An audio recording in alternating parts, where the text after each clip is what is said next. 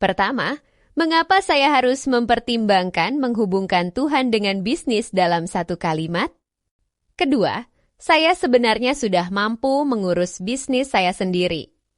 Dan terakhir, jika Anda pikir saya akan percaya hal-hal mistis seperti roh jahat dan kerasukan setan, Anda pasti bercanda. Itu saya tinggalkan untuk kanok saya atau Halloween. Apakah itu terdengar akurat? Tidak heran, terutama ketika orang Kristen membicarakan iman dan pekerjaan bersama. Mereka biasanya membicarakan apa yang terjadi di tempat kerja dengan orang-orang. Bukan bisnis itu sendiri atau apa yang bisa terjadi pada pemilik bisnis.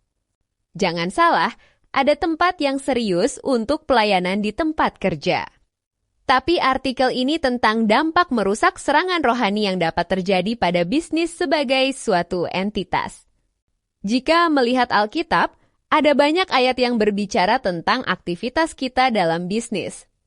Dan bagaimana Tuhan akan memberkati kita dalam usaha kita. Namun, membaca tentang berkat Tuhan saja tidak cukup jika saat hal-hal tidak berjalan mulus dan masalah muncul. Apa yang kita pikirkan? Iman dan kekristenan adalah topik besar dan sering penjelasannya bisa membingungkan, menyesatkan, atau salah sama sekali. Banyak dari kita hanya mendengar potongan ayat dari Alkitab namun tidak benar-benar memahami maknanya sehingga memilih untuk mengabaikan kekristenan atau iman ketika merencanakan atau menjalankan bisnis.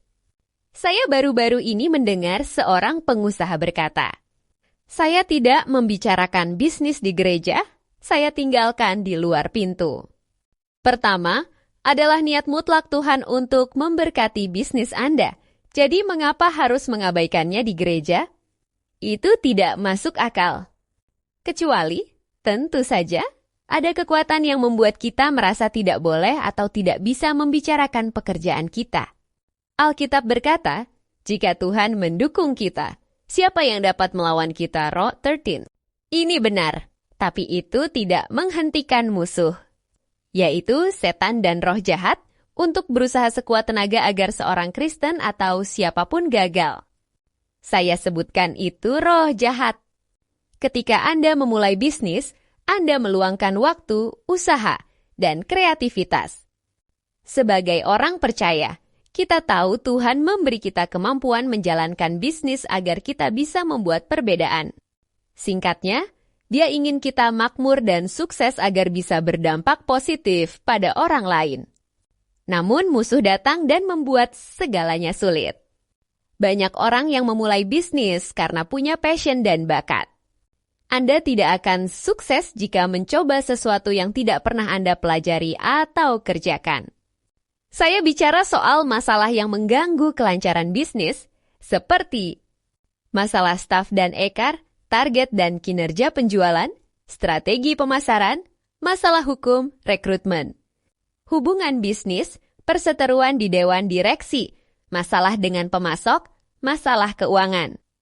Hal-hal ini mungkin terlihat sepele, tapi Anda mungkin mengalami masalah terus di area ini. Bahkan hal sesederhana membaca ramalan zodiak bisa berdampak, saya juga baru tahu.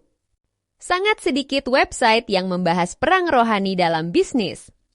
Saya percaya karena kurangnya pengajaran tentang topik ini di gereja. Banyak orang mengira menjalankan bisnis memang selalu bermasalah.